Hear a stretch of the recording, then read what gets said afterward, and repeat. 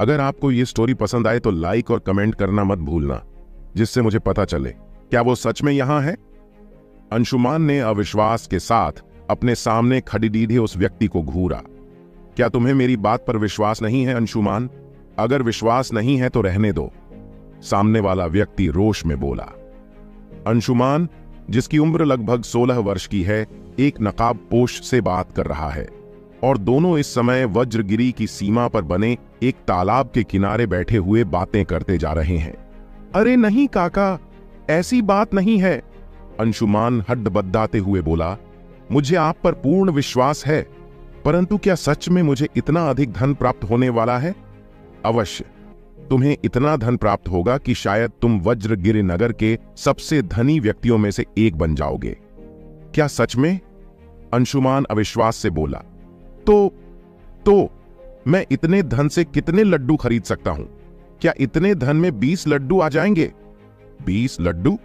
तुम्हें इतना धन प्राप्त होने वाला है कि तुम मिष्ठान्न की पूरी दुकान खरीद सकते हो, नकाबपोश व्यक्ति खींचते हुए बोला। परंतु उसके लिए तुम्हें पहले महल में जाकर उस खजाने को ढूंढना होगा। हाँ, मैं ढूंढूंगा ना, अंशुमान जोश में बोला। परंतु फिर अचानक उसका जोश ठंडा पड़ गया। परंतु मैं खजाना ढूंढूंगा कैसे? क्या आपको पता है कि खजाना कौन से कक्ष में है? हाँ, परंतु तुम्हें ये खेल स्वयं ही पूर्ण करना है, तभी तो तुम वास्तविक विजेता बनोगे और इनाम भी प्राप्त कर पाओगे, नकाबपोश आदमी बोला। सत्य कहां काका, लड्डू के लिए तो मैं कुछ भी कर सकता हूं और आप तो मुझे लड्डू की पूरी दुकान देने वाले हैं। कहते हुए अंशुमान जागते हुए ही स्वप्न देखने लगा। परंतु काका, मुझे कैसे पता चलेगा कि खजाना कहां है? अंशुमान ने पूछा। इस मानचित्र से, कहते हुए नकाबपोश ने अपने कमरबंद से एक ताडपत्र निकाला और अंशुमान के सामने रख दिया। ये क्या है काका? अंशुमान ने हैरानी से उस ताडपत्र को खोलते हुए कहा। ये उस खजाने का मानचित्र है। इसमें नगर प्रमुख के महल का नक्शा बना हुआ है। इसकी मदद से तुम उस खजाने तक पहुंच जाओगे। मगर याद रखना, मेरे बारे में किसी को कुछ भी पता नहीं चलना चाहिए। मैं मूर्ख थोड़े ही हूं काका, अंशुमान हंसते हुए बोला तो नकाबपोश भी उसके साथ हंसने लगा। सच यही था कि पूरा वज्रगिरी जानता है कि अंशुमान एक नासमझ है, जो सिर्फ अपने दादा दिलीप के कारण शहर में खुलेआम घूम सकता है। तो भूलना मत, आज रात को तुम्हें महल में जाकर इस खजाने को ढूंढना है, नकाबपोश आदमी ने कहा। जरूर काका, अंशुमान भी मुस्कुराया। और फिर मैं बन जाऊंगा वज्रगिरी का एक बहुत ही समृद्ध व्यक्ति। अवश्य अवश्य, नकाबपोश ने भी उसकी हां में हां मिलाई। सूरज डूबे हुए लगभग 1 प्रहर बीतने को है। लगभग सारा वज्रगिरी शहर निद्रा की आलिंगन में समा चुका है। ग्रीष्म की ऋतु आने के कारण लगभग सभी लोग आलसी हो गए थे। ऐसे में एक बस अंशुमान ही है जिसका शरीर स्फूर्ति से भरा हुआ है।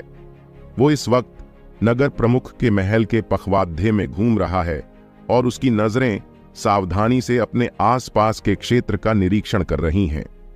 उसने हाथ में एक नक्शा पकड़ा हुआ है और उसके चेहरे पर परेशानी के भाव हैं। ये चिन्ह कौन से कक्ष का है? अंशुमान अपना सिर खुजाते हुए स्वयं से बद्दबद्दाया और पागलों की तरह महल की दीवारें खंगालने लगा। खजाना, खजाना।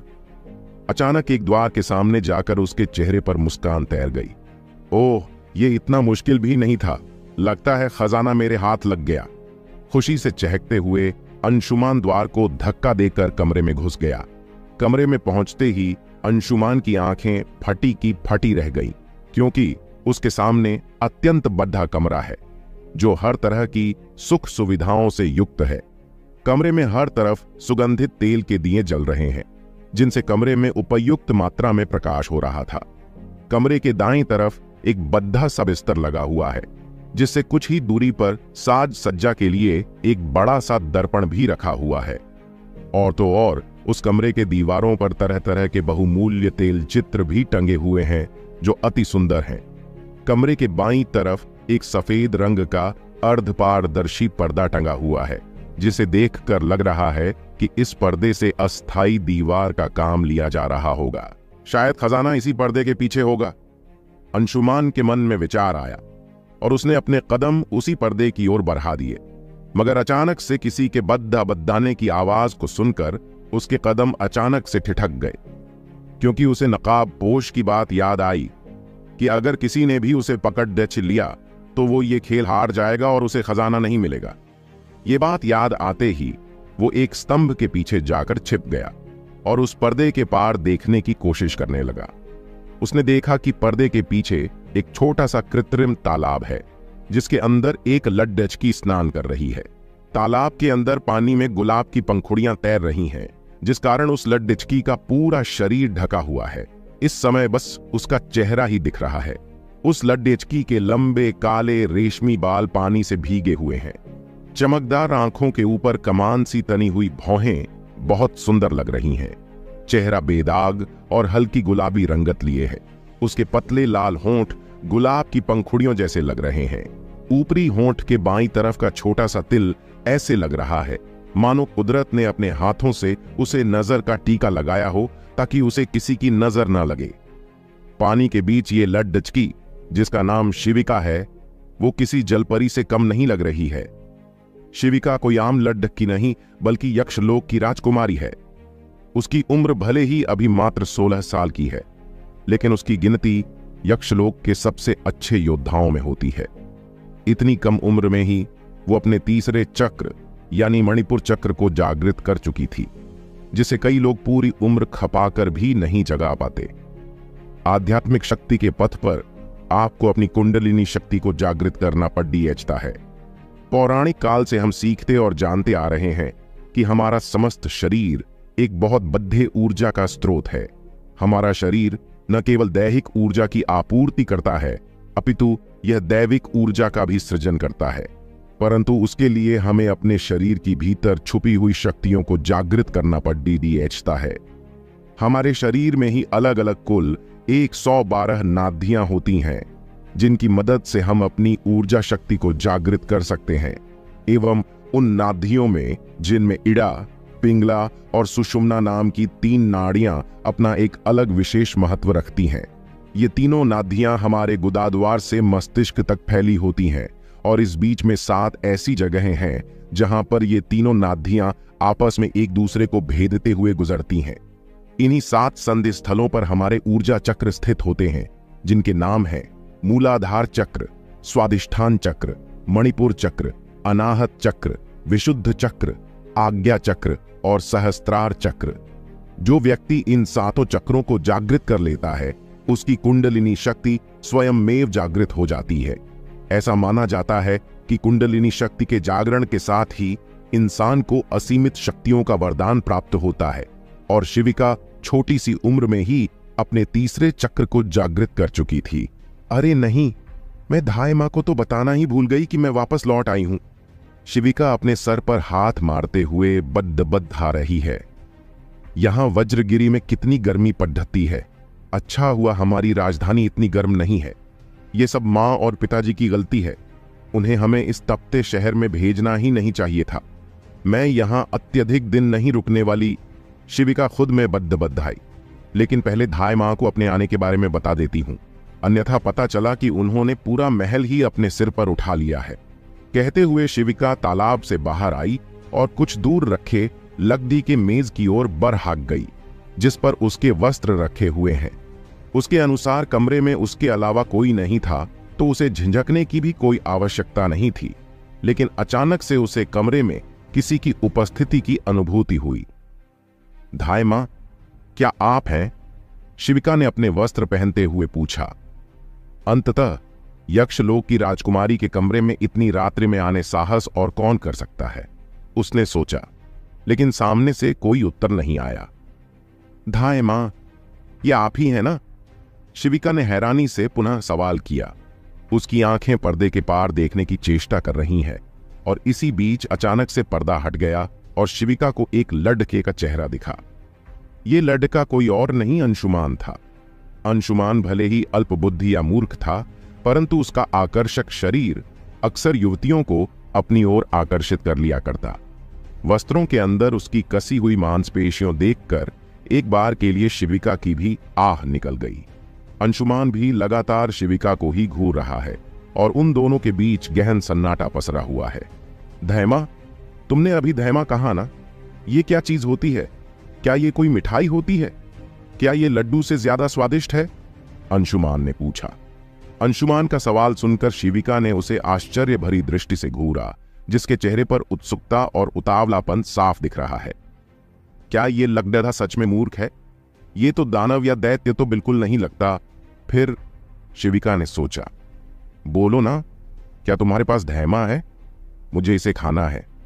अंशुमान उत्साहित होकर बोला, लेकिन उसकी इस बात पर शिविका खिलखिलाकर हंस पड़ दी।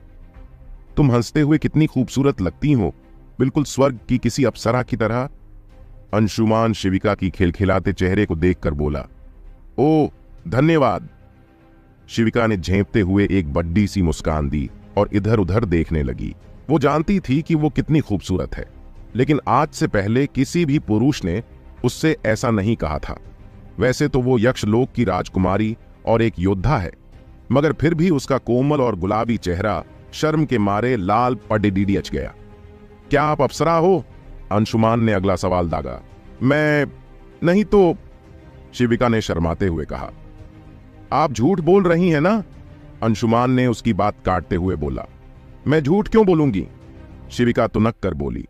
ताकि आपको मुझे वरदान न देना पड़े। अंशुमान तुरंत बोला। और अगर आप अप्सरा नहीं हैं तो इतनी सुंदर कैसे हैं? सच बताइए, आप कौन हैं? अंशुमान दोबारा से एक प्रश्न कर बैठा। मैं शिविका हूं, यक्षलोक की राजकुमारी। क्या सारी राजकुमारियां इतनी ही सुंदर होती हैं? मैंने आज तक आपसे सुंदर युवती नहीं देखी है। अंशुमान की बात सुनकर शिविका शर्म से पानी पानी हो गई और उसने अपना सिर झुका लिया और तब जाकर उसकी दृष्टि अपने शरीर पर पड़ी। अपने शरीर पर नजर पड़ते ही अचानक से शिविका की चीख निकल गई। वो अभी अभी नहाकर निकली थी और अभी उसने अपने अंतर्वस्त्र ही पहने हैं कि इतने में अंशुमान आ गया था। वो तुरंत अपने हाथों से खुद को ढकने की भरसक चेष्टा करने लगी। अंशुमान ने पूछा, क्या हुआ? आप चीखी क्यों? दुष्ट कहीं के।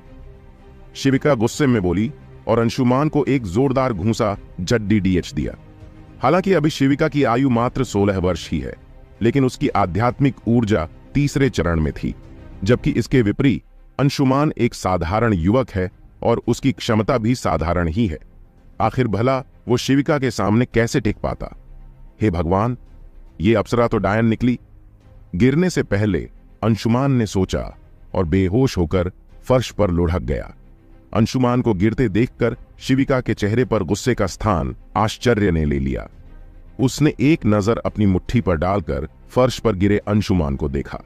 उसे विश्वास ही नहीं हो रहा है कि यक्षलोक में एक ऐसा व्यक्ति भी है जो उसके सिर्फ एक साधारण घूंसे में ही बेसुध होकर गिर पड़ रहा है। सुनो ए लड़ैचके, शिविका ने अपने पैर से अंशुमान को डरते डरते ठोकर लगाई। उसे संदेह है कि कहीं वो बेहोश होने का सिर्फ नाटक न कर रहा हो। अरे उठो! बहुत देर तक प्रयास करने के बाद भी जब अंशुमान नहीं उठा तो शिविका को भरोसा हो गया कि वो अब नहीं उठने वाला। मरो फिर! भुनभुनाती हुई शिविका ने अपने वस्त्र पहने और जाकर अपने बिस्तर पर लेट गई। धाय मां को अपने आने की खबर करना भी वो भूल चुकी थी। बहुत देर तक लेटे रहने के बाद भी नींद उसकी आंखों से कोसों दूर थी। बार बार उसकी दृष्टि पर्दे के पास बेहोश पड़े अंशुमान की ओर उठ जाती। मैं पागल हो जाऊंगी, शिविका ने चिढ़ते हुए कहा और बेहोश अंशुमान को लेकर अपने बिस्तर पर पटक दिया और खुद बिस्तर के आगे खड़ी होकर बिस्तर पर पसरे अंशुमान को घूरने लगी। उसके मस्तिष्क में इस घटना के परिणाम घूमने लगे। वो जानती थी कि अगर ये बात बाहर चली गई कि राजकुमारी शिविका के नहाते समय कोई उनके स्नानागार में घुसा था, तो न केवल लोग उसके आत्मसम्मान पर उंगली उठाएंगे, बल्कि इस घुसपैठिए के पूरे परिवार को भी मार दिया जाएगा। नहीं, मैं ऐसा नहीं होने दो सकती, शिविका स्वयं से बद्दबद्धाई। वैसे भी यह मूर्ख तो है, परंतु उद्दंड नहीं। उस घटना को याद करने पर उसे ये तो स्पष्ट हो गया था कि अंशुमान उसे कोई नुकसान नहीं पहुंचाना चाहता, लेकिन राज परिवार के सम्मान में इस अशिष्टता का परिणाम वो अच्छी तरह से जानती थी।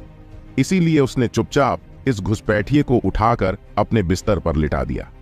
वो बिना वजह के कोई रक्तपात नहीं चाहती थी, इसलिए ये आवश्यक था कि ये बात कहीं बाहर न जाए। दुष्ट लड्डच की छोड़ूंगा नहीं तुमको। डायन कहीं की। शिविका ने अंशुमान को अवचेतन अवस्था में बद्धाते हुए सुना और एक बार फिर उसका पारा 7वें आसमान में चढ़ गया। ये मूर्ख लद्दक्का, मैं इसकी और इसके परिवार की जान बचा रही हूं और ये मुझे ही अपशब्द बक रहा है। क्रोध से शिविका का चेहरा तमतमा उठा। वो यक्षलोक की राजकुमारी है और अपने पिता की सबसे प्रिय पुत्री भी। आज तक उससे ऐसे बात करने की दुस्साहस किसी ने भी नहीं किया था। इसी बीच कराहते हुए अंशुमान ने अपने आंखें खोल दी और उसकी दृष्टि सीधे स्वयं को घूरते राजकुमारी शिविका पर पड़ी। तुम खूनी डायन, तुमने मुझे मारा, मैं मार डालूंगा। शिविका को देखते ही अंशुमान बिस्तर से उठकर उस पर झपटा। इधर शिविका भी उसके मुंह से अपशब्द सुनकर क्रोध से भरी बैठी थी। जैसे ही अंशुमान ने उस पर घूंसा चलाया, वो झुककर घूंसे से बची और अंशुमान के बगल से होते हुए शीघ्रता से उसके पीछे जा पहुंची। इससे पहले कि अंशुमान कोई गतिविधि करता, शिविका ने पीछे से अंशुमान की गर्दन के चारों तरफ अपनी बाजुएं कस लीं। अंशुमान का गला उसकी बाजुओं के पकड़ डीएच में है और वो बुरी तरह से छटपटाने लगा। परंतु तभी द्वार पर किसी ने दस्तक दी। द्वार पर किसी की आहट सुनकर शिविका ने अंशुमान को बिस्तर पर धक्का दे दिया और अपने अधरों पर अंगुली रखकर उसे चुप रहने का संकेत किया। डायन, दुष्ट लड्डकी। शिविका को आशा भी नहीं थी कि ये घुसपैठिया मुसीबत को भांपकर भी ऐसी मूर्खता करेगा। उसे अंशुमान की इस गतिविधि पर क्रोध तो बहुत आया, लेकिन वो इस समय कर भी क्या सकती है। कौन है? शिविका ने द्वार की ओर देखकर पूछा। राजकुमारी, ये मैं हूं सुशीला, आपकी धाय मां। बाहर से एक जनाना आवाज आई। क्या हुआ धाय मां? मैं सो रही हूं। ओहम। शिविका जम्हाई लेने का दिखावा करते हुए बोली। झूठी लड्डकी, झूठ बोलना पाप होता है। क्या तुम्हें ये नहीं सिखाया गया है? शिविका की बात सुनकर अंशुमान तुरंत बोला। क्या तुम 2 क्षण के लिए भी चुप नहीं रह सकते? शिविका ने अंशुमान को कहर भरी नजरों से देखा और सोचने लगी, क्या ये लड्डी आचका सच में मूर्ख है? क्या इसे नहीं पता कि मैं इसे ही बचाने के लिए ही मैं झूठ बोल रही हूं? राजकुमारी, ये मैं हूं, दिलीप। इस बार दरवाजे से किसी मर्द की कड्डी अचिक आवाज आई। दिलीप जी? आश्चर्य से शिविका का मुंह खुला का खुला रह गया और उसके माथे पर पसीने की बूंदें चमकने लगीं। तो क्या होगा इस कहानी में आगे? कौन है दिलीप? जिसकी आवाज सुनकर शिविका चिंतित हो गई। क्या अंशुमान के कारण शिविका पर कोई मुसीबत आने वाली है? क्या वाकई में अंशुमान मंदबुद्धि है या फिर उसके दिमाग में कोई और ही बात चल रही है? और कौन है ये नकाबपोश जिसके कहने पर अंशुमान खजाना तलाशते हुए शिविका के स्नान घर तक आ पहुंचा? इन सारे प्रश्नों के उत्तर जानने के लिए सुनते रहिए अपने चैनल द हॉरर हंटर पार। दिलीप जी? आश्चर्य से शिविका का मुंह खुला का खुला ही रह गया और उसके माथे पर पसीने की बूंदें चमकने लगीं। आपको परेशान करने के लिए क्षमा चाहता हूं राजकुमारी, लेकिन आज शाम से ही मेरा पोता अंशुमान लापता है। हमने पूरे वज्रगिरी शहर की खाक छान ली है, यहां तक कि नगर प्रमुख के महल में भी ढूंढ लिया, लेकिन उसका कहीं कुछ भी पता नहीं है। मुझे भय है कि कहीं वह आपके निवास पर न छिपा हो, क्योंकि अगर ऐसा है तो हमारे परिवार पर बहुत बड़ी विपत्ति आ जाएगी। दिलीप ने अपनी बात अधूरी ही छोड़ दी, लेकिन उसका अर्थ शिविका को साफ साफ समझ आ रहा है। वो उसके कमरे की तलाशी लेना चाहते हैं। अंशुमान, अंशुमान, अंशुमा शिविका के मस्तिष्क में कई घंटियां एक साथ बजने लगीं। हालांकि वो जानती है कि ये कोई बद्धा या प्रसिद्ध नाम नहीं है, क्योंकि अगर ऐसा होता तो उसे उसके बारे में अवश्य पता होता। यक्षलोक के लगभग सारे महत्वपूर्ण लोगों को वह जानती है, लेकिन उसे याद है कि जब वह राजधानी से वज्रगिरी आ रही थी तो उसके पिता महाराज सुकेतु ने उससे कहा था कि वो दिलीप और उसके परिवार से न उलझे, बल्कि इसके विपरीत यदि अवसर मिलता है तो उसे उनसे मित्रता बढ़ानी चाहिए। अपने पिता की बात सुनकर वह इतना तो अवश्य जान चुकी थी कि दिलीप भले ही साधारण मनुष्य दिखता हो, लेकिन असलियत में उसमें कुछ तो असाधारण सा है, वरना उसके पिता उसे ऐसा परामर्श न देते। तो क्या दिलीप का मूर्ख पोता खो गया है? और ये सोचकर एकाएक हैरानी में उसकी आंखें फटी की फटी रह गईं। उसने शीघ्रता से अंशुमान की ओर देखा मानो उसे इस बात पर विश्वास ही न हो रहा हो। कहीं तुम ही तो दिलीप के वो मूर्ख पोते तो नहीं हो? उसने बिस्तर पर पसरे अंशुमान से पूछा। तू मूर्ख? तेरा पिता मूर्ख? तुम्हारा पूरा वंश ही मूर्खों का है। अब देखना कि तुझे मरने से कौन बचाता है। मुझे पीटने वालों की दादाजी बुरी तरह से दुर्गति कर देते हैं। तुमने मुझे मारा ना, अब देखना मैं दादाजी से तुम्हारी शिकायत करके तुम्हें अपनी पत्नी बनाकर अपने साथ ले जाऊंगा और फिर रोज तुम्हें पीटूंगा। अंशुमान गुस्से में बोला। अंशुमान की बात सुनकर शिविका सन्न रह गई और मन ही मन सोचने लगी, ये तो सच में मूर्ख है। मुझसे मात्र इसीलिए विवाह करना चाहता है कि मुझे पीट सके। उसे विश्वास हो चला था कि ये घुसपैठिया और कोई नहीं बल्कि दिलीप का वो मूर्ख पोता ही है, राजकुमारी। तभी द्वार की दूसरी ओर से दिलीप की चिढ़ से भरी ध्वनि सुनकर शिविका सुध में आई। लेकिन इससे पहले कि शिविका कोई उत्तर देती, अंशुमान चिल्ला उठा, दादाजी, मैं यहां भीतर हूं। ये डायन मेरी हत्या करना चाहती है, कृपया मुझे बचाइए। इतना कहते ही अंशुमान शीघ्रता से बिस्तर के दूसरी ओर कूदा और द्वार की ओर भागने लगा। इस अचानक से हुई घटना से शिविका परेशान हो गई। उसके पिता ने उससे कहा था कि दिलीप से कोई विवाद मत करना, और वहीं उसका यह मूर्ख पोता दिलीप से कह रहा है कि शिविका उसकी हत्या करना चाहती है। अगर अंशुमान बचकर भाग गया तो उसे तो सफाई देने का भी अवसर नहीं मिलेगा। यही सोचते हुए शिविका ने अंशुमान तो रोका और उसे कमर से उठाकर एक बार फिर बिस्तर पर पटक दिया। आह, मेरी कमर! बिस्तर पर गिरते ही अंशुमान तीव्रता से कराहते हुए चिल्लाया, लेकिन शिविका ने उसके मुंह पर अपना हाथ रख दिया। देखो अंशुमान, मैं तुम्हें चोट नहीं पहुंचाना चाहती हूं, तो क्या अब तुम कुछ समय चुप बैठोगे? जैसे ही शिविका ने अपनी बात खत्म की, द्वार पर एक धमाका हुआ, धड़ाम, और अगले ही पल द्वार एक चरमराहट के साथ खुल गया। इसी के साथ दिलीप एक बूढ़ी औरत के साथ कमरे के अंदर आ गया। दिलीप एक मांसल और सुगठित शरीर का स्वामी है, जिसकी आयु 50 के पार होगी। यदि उसके सफेद बाल और दाढ़ ही नहीं दिख रहे होते तो शायद उसकी उम्र का अनुमान लगाना भी कठिन होता।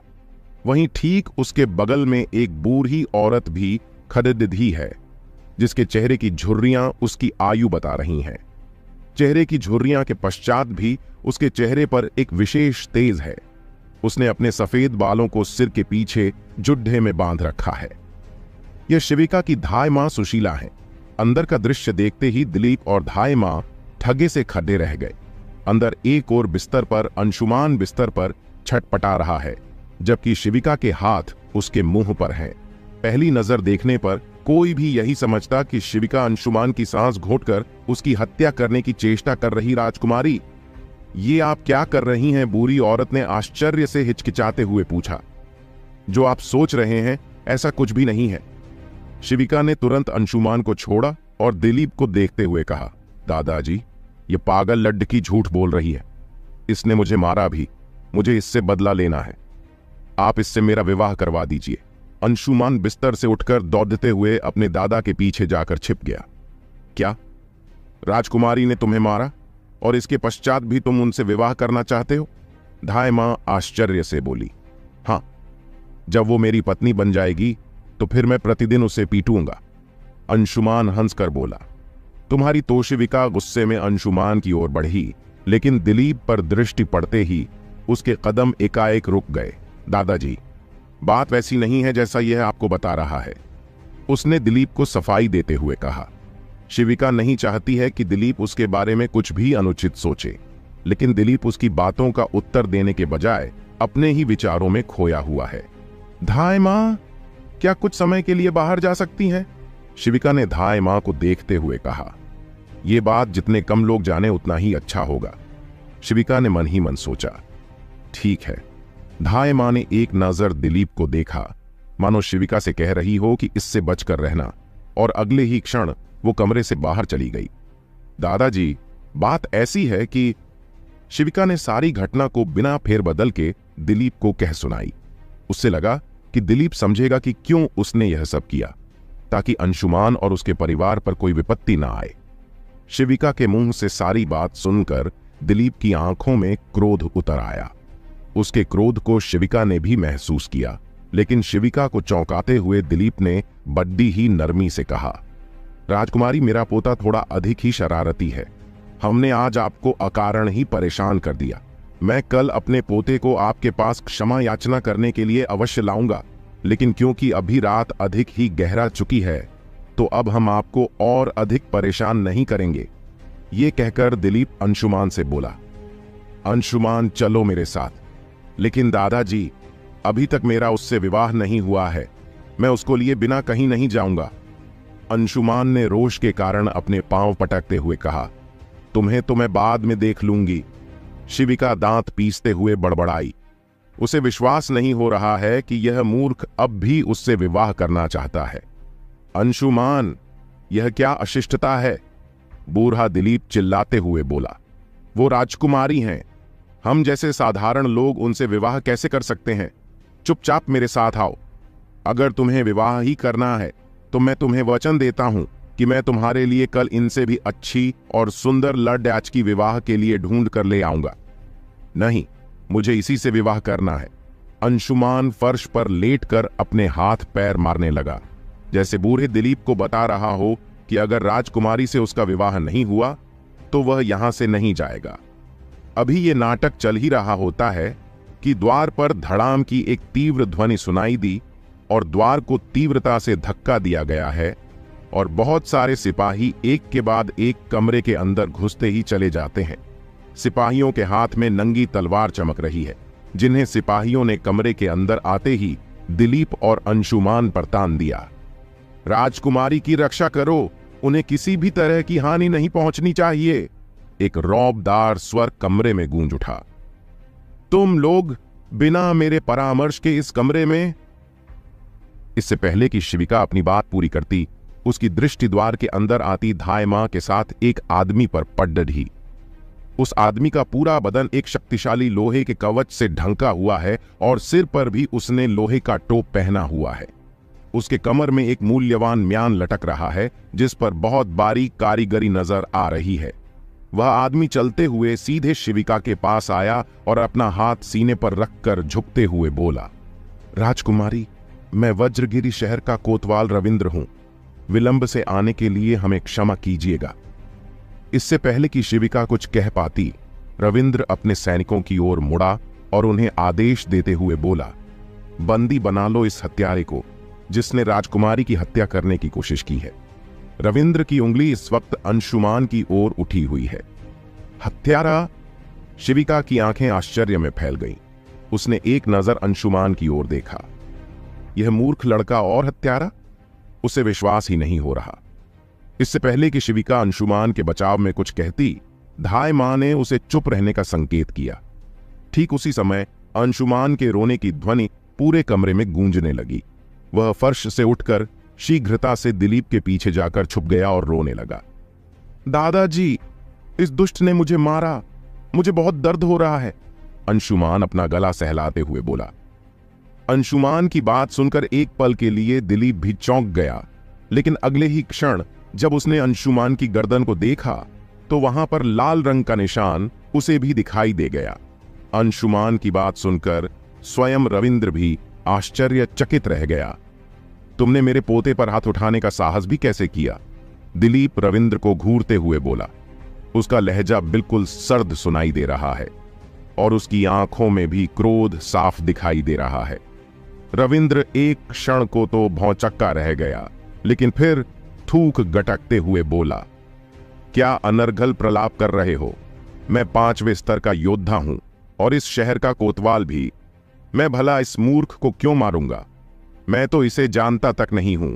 इतना कहकर रविंद्र ने अपने पीछे खड़े सिपाहियों को देखते हुए कहा, तुम सब किस बात की प्रतीक्षा कर रहे हो? बिना विलंब इस हत्यारे के पकड़ो जो राजकुमारी की हत्या के उद्देश्य से इस हवेली में घुसा है। जी, 2 सिपाहियों ने उत्तर दिया, लेकिन इससे पहले कि वो एक कदम भी उठाते दिलीप का स्वर उस कमरे में गूंज उठा। किसमें इतना साहस है जो मेरे पोते को हाथ भी लगा सके? दिलीप ने अपनी गुस्से भरी दृष्टि उन दोनों सिपाहियों पर टिका दी जो रविंद्र के आदेश पर अंशुमान को पकड़ने के लिए आगे बढ़ने वाले हैं। अगर सिर्फ देखने भर से किसी की जान ले सकते तो दिलीप अब तक उन दोनों को सैकड़ों बार मार चुका होता। दिलीप जी, क्या आप सच में विद्रोह करना चाहते हैं? रविंद्र अपने चेहरे पर कुटिलता भरी मुस्कान लिए बोला, विद्रोह? क्या सच में?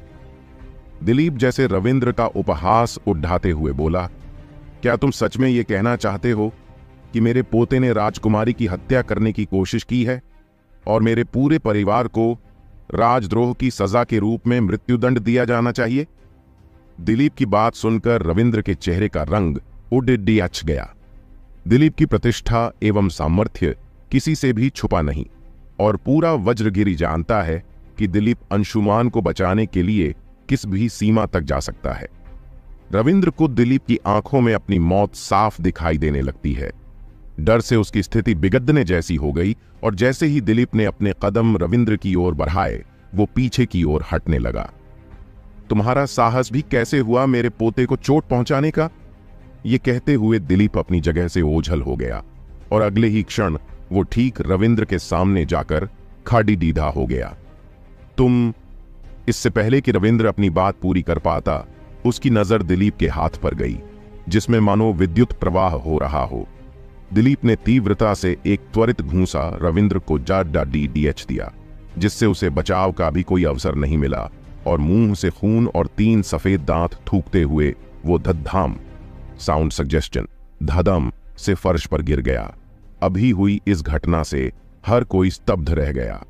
कमरे में हर तरफ गहरा सन्नाटा पसर गया। वहीं रविंद्र का बेसुध शरीर फर्श पर पड्डा है, यहां तक कि उसके शरीर में कोई भी हलचल नहीं हो रही है। जो कुछ भी अभी अभी होकर हटा है, उसने हर किसी के दिल में एक दहशत सी पैदा कर दी है, विशेष प्रकार से शिविका के मन में। उसे अब समझ आ रहा है कि आखिर क्यों उसके पिता ने उसे दिलीप या उसके परिवार से विवाद न करने का परामर्श दिया था। ये पूरा परिवार ही मूर्खों का है। उसने मन ही मन सोचा, शहर का कोतवाल कोई साधारण व्यक्ति तो नहीं होता और दिलीप ने उसे एक ही वार में ध्वस्त कर डाला, वो भी इतने लोगों के बीच। मर जा कुत्ते, अच्छा मजा चखाया, अंशुमान ने कमरे के सन्नाटे को तोड़ते हुए कहा और रविंद्र को चेहरे पर एक लात जमा दी। लेकिन जैसे ही उसकी दृष्टि बाकी सिपाहियों पर पड़ी, वो फिर से अपने दादा के पीछे जाकर छिप गया। दिलीप की नजरें भी इस समय रविंद्र के बिना हरकत वाले शरीर पर ही टिकी हुई हैं। ऐसा लग रहा मानो उसे इन सब बातों की कोई परवाह ही नहीं। तुम्हें क्या लगता है कि तुम मेरे पोते को चोट दोगे, उसे गलत मामलों में फंसाओगे, मेरे पूरे परिवार को इसमें घसीटोगे और मैं बिल्कुल चुप रहूंगा? दिलीप कोतवाल की बेजान शरीर पर झुकते हुए सर्द लहजे में बोला। दरअसल में कोतवाल रविंद्र मरा नहीं था, बल्कि वो दिलीप के हाथों का स्वाद छककर मूर्छित हो गया था। दिलीप, तुम अपनी सीमा से कुछ अधिक ही आगे बढ़ा चुके हो। उसी समय घर के बाहर से एक रौबदार गुस्सैल स्वर उभरा। राजकुमारी शिविका के सामने तुमने नगर कोतवाल की ये क्या दशा कर दी? नगर प्रमुख के सिपाहियों को घायल कर दिया। क्या तुम्हारी दृष्टि में साम्राज्य के नियम, कानून, न्याय व्यवस्था कुछ भी नहीं है? क्या तुम स्वयं को साम्राज्य से ऊपर समझने लगे हो? अगले ही पल हरे रंग का रेशमी चोगा पहने हुए एक आदमी कमरे में उपस्थित हुआ। उसके हाथ उसकी कमर के पीछे स्थित हैं। यह और कोई नहीं बल्कि नगर प्रमुख शिवदत्त है, वज्रगिरी शहर में यक्षराज का प्रतिनिधि। शिवदत्त सीधे दिलीप के सामने जाकर खड़ा हो गया और गुस्से में बोला, तुम्हारा पोता अंशुमान पहरेदारों को चकमा देकर आधी रात को अवैध तरीके से नगर प्रमुख की हवेली में घुसा है। पहली बात तो यह कि वो राजकुमारी का मित्र नहीं है। दूसरी बात यह है वो शाही परिवार से भी नहीं आता और राजकुमारी ने भी उसे नहीं बुलाया है। तो फिर ये यहाँ क्यों आया है? अगर वो राजकुमारी की हत्या नहीं करना चाहता था तो फिर उसका उद्देश्य क्या था? आधी रात को कोई आदमी राजकुमारी के कमरे में घुसा है। अगर ये बात बाहर चली गई तो सोचो क्या होगा। राजकुमारी का सम्मान धूमिल हो जाएगा। क्या तुम्हें सच में लगता है कि मेरा पोता ऐसा कर सकता है शिवदत्त? दिलीप का सर्द लहजा सुनकर शिवदत्त भी एक पल को ठिठक गया। दिलीप ने अपनी आंखें उसकी आंखों पर टिकाई हुई थीं, मानो शिवदत्त के मनोभावों का निरीक्षण कर रहा हो। अंशुमान गैर कानूनी तरीके से नगर प्रमुख की हवेली और राजकुमारी के कमरे में घुसा। चाहे उसके उद्देश्य जो भी हों, परंतु रविंद्र वज्रगिरी का कोतवाल है और वो बस कानून का पालन कर रहा था। लेकिन फिर भी फिर भी तुम केवल अपने पोते को बचाने के लिए कानून के विरुद्ध गए, वो भी सबके सामने। तुमने नगर कोतवाल को बुरी तरह से घायल कर दिया। अगर ये राजद्रोह नहीं है तो और क्या है? मैंने वही किया जो मेरी दृष्टि में न्याय संगत था। दिलीप ने सपाट चेहरे से कहा तो शिवदत्त के पूरे बदन में क्रोध की लपटें उठने लगीं। तो अब मैं भी वही करूंगा जो मेरी दृष्टि में न्याय संगत है। शिवदत्त क्रोध से तमतमाते हुए बोला, तुम्हें और तुम्हारे इस पोते को इसी क्षण राजद्रोह के अभियोग में बंदी बनाया जाता है। तो क्या होगा इस कहानी में आगे? क्या शिवदत्त के कहने पर दिलीप और उसके पोते अंशुमान को बंदी बना लिया जाएगा? क्या वाकई में अंशुमान और उसके दादाजी पर राजद्रोह लगाया जाएगा? क्या वाकई में ये अंशुमान की एक नासमझी है या फिर इसके पीछे किसी का कोई सोचा समझा षड्यंत्र शामिल है? तो अब मैं भी वही करूंगा जो मेरी दृष्टि में न्याय संगत है। शिवदत्त क्रोध से तमतमाते हुए बोला, तुम्हें और तुम्हारे इस पोते को इसी क्षण राजद्रोह के अभियोग में बंदी बनाया जाता है। तुम भी वही भूल कर रहे हो शिवदत्त। शिवदत्त की बातों की उपेक्षा करते हुए दिलीप सर्द आवाज में बोला। उसका चेहरा कठोर हो गया और उसके हाथों से बिजली की चिंगारियां निकलने लगीं। दिलीप की बात सुनकर शिवदत्त के भी जबड़े भींच गए। दिलीप के शब्दों से साफ मालूम चलता है कि उसे शिवदत्त की बिल्कुल कोई परवाह नहीं थी और शिवदत्त को यह बिल्कुल भी स्वीकार नहीं, और इसी कारण उसे दिलीप पसंद नहीं था। शिवदत्त वज्रगिरी शहर में राजा का प्रतिनिधि है। एक तरह से देखा जाए तो वो पूरे शहर का स्वामी है, लेकिन दिलीप उसका बिल्कुल भी आदर नहीं करता। तुम मुझसे द्वंद्व करना चाहते हो? शिवदत्त अपने जबड़े भींचते हुए बोला। सैनिकों, बंदी बना लो इसे। इससे पहले कि सिपाही शिवदत्त की आज्ञा का पालन करते, दिलीप के पीछे से अंशुमान ने अपना सिर बाहर निकाला और दौड़कर शिवदत्त के गले लग गया। प्रमुख काका, अच्छा हुआ आप आ गए। आपको याद है दोपहर में आपने मुझे कहा था कि आपने महल के एक कमरे में मेरे लिए खजाना छुपाया है, और अगर मैंने वो खजाना ढूंढ लिया तो आप पूरा का पूरा खजाना मुझे दे देंगे। वो खजाना इसी कमरे में छिपा है, लेकिन ये लड्डेचकी मुझे उसे ढूंढने नहीं दे रही है। इसने मुझे मारा भी, वो बहुत शक्तिशाली है, मैं उसे हरा नहीं पाया। इतना कहकर अंशुमान ने शिविका की ओर देखकर शिवदत्त से कहा, प्रमुख काका, क्या आप मेरी सहायता करेंगे उसे मारने में? किसी ने सही कहा है कि मूर्खों को अपनी योजना में शामिल नहीं करना चाहिए। अंशुमान की बातों से कमरे में एक बार फिर सन्नाटा पसर गया। शिवदत्त के ऊपर तो मानो गाज ही गिर गई। उसका मन कर रहा है कि अपना सिर किसी दीवार पर पटक कर दे मारे, क्योंकि किसी को भी आशा नहीं थी कि इस पूरे षड्यंत्र के पीछे नगर प्रमुख का हाथ होगा। तुम्हें अब भी कुछ कहना है? दिलीप ने शांत और व्यंग्यात्मक स्वर में शिवदत्त से पूछा। शिवदत्त तुनकते हुए बोला, अच्छा मजाक है। तुम्हारा पोता अब अपनी गलती को मेरे कंधे पर डालकर स्वयं बचकर निकलना चाहता है। मुझे स्वयं भी पता नहीं कि मैं ही उसे इस महल में लेकर आया हूं। ओह, तो तुम कहना चाहते हो कि अंशुमान इतना बुद्धिमान है कि वो उसे अपराध दूसरों पर डालकर स्वयं को बचाना आता है? दिलीप ने तंज कसा। इस प्रशंसा के लिए मैं तुम्हारा आभारी हूं। दिलीप की बात सुनकर शिविका की भी हंसी छूट गई। ये अच्छा मजाक है, उसने मन ही मन सोचा। ये लड्डैच का, जो इतना बद्धा मूर्ख है, वो जानता है कि कैसे अपने आप को बचाकर दूसरों को फंसाया जाए। शिविका की हंसी की उपेक्षा करते हुए दिलीप ने कहना जारी रखा, चलो, मैंने मान लिया कि तुमने ये षड्यंत्र नहीं किया है, तो मुझे ये बताओ कि अंशुमान राजकुमारी के कमरे तक कैसे पहुंचा? दिलीप ने अपनी गहरी नजर शिवदत्त के चेहरे पर टिका दी और आगे कहा, क्या तुम्हारे सिपाही इतने निकम्मे हैं कि एक घुसपैठिया राजकुमारी के कक्ष तक पहुंच गया और उन्हें भनक भी नहीं लगी? क्या राजकुमारी की सुरक्षा का यही प्रबंध है, या फिर तुमने दैत्यों से संधि कर ली है? दैत्यों से संधि? कमरे में उपस्थित हर व्यक्ति ये सुनकर स्तब्ध रह गया। यह एक गंभीर आरोप है, देशद्रोह का आरोप। उत्तर दो।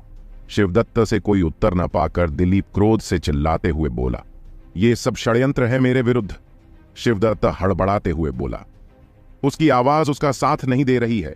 उसका रहस्य खुल चुका है, और दिलीप के क्रोध को देखकर उसके भी हाथ पांव फूल गए। कोई और रास्ता न देखकर वो अपने कदम पीछे हटाने लगा और धद्धाम, अचानक उसका पैर फिसला और वो फर्श पर गिर गया। एक बार फिर शिविका की हंसी छूट गई। शिवदत्त, तुम्हें याद है जब तुम वज्रगिरी के मुखिया बने थे तो मैंने तुम्हें क्या हिदायत दी थी? मैंने तुमसे क्या कहा था? दिलीप एकदम शिवदत्त के पास जाकर खड्डा हो गया। उसके पूरे बदन से जैसे बिजली की लपटें निकलने लगी हैं जो उसके क्रोध को दर्शा रही हैं। शिवदत्त के दिमाग में वो बातें गूंजने लगी जो दिलीप ने उसे उसके अभिषेक के दिन कही थी। दिलीप ने उसे हिदायत देते हुए कहा था, ये पद तुम्हें तानाशाही के लिए नहीं मिल रहा है, बल्कि इसलिए मिल रहा है कि तुम शहर के लोगों की भलाई एवं उनका विकास कर सको। राजा प्रजा का सेवक होता है। याद रखो, ताकत के साथ साथ जिम्मेदारी भी आती है, और अगर तुम ये जिम्मेदारी नहीं निभा सकते तो बेहतर यही है कि तुम इस सत्ता एवं अधिकार का लालच भी छोड़ दो। दिलीप की बातें यूं तो बहुत ही साधारण सी थीं, जो हर बुजुर्ग आशीर्वाद के समय नए नगर प्रमुख को कहता है, लेकिन वो ये बात स्वयं कभी भूल नहीं पाया था। शिवदत्त, क्या तुम्हें सच में लगता है कि मैं तुम्हें केवल इसीलिए नहीं मारूंगा कि तुम पंचायतन वंश के हो? जैसे ही शिवदत्त अपने विवेक में लौटा, दिलीप की आवाज उसके कानों में पड़ी। दिलीप की बात सुनकर शिवदत्त, शिविका और धाय मां तीनों लोग स्तब्ध खड़े रहे। पंचायतन वंश यक्षलोक के 5 प्रमुख वंशों का एक गुट है। साम्राज्य में इस गुट की शक्ति को कम नहीं आंका जा सकता। यहां तक कि शाही परिवार भी अधिकतर इनसे टकराव से बचने की कोशिश किया करता, और दिलीप उसी गुट में सम्मिलित एक वंश के आदमी को मारने की बात कर रहा है। शिविका ने बेबस नजरों से अपनी धाय मां को देखा। बात लगातार बढ़ती ही जा रही है। पंचायतन वंश के किसी भी सदस्य की हत्या पूरे साम्राज्य में भूचाल ला सकती है। उसे बार बार अपने पिता की चेतावनी याद आने लगी, लेकिन उससे भी अधिक सदमा शिवदत्त को लगा।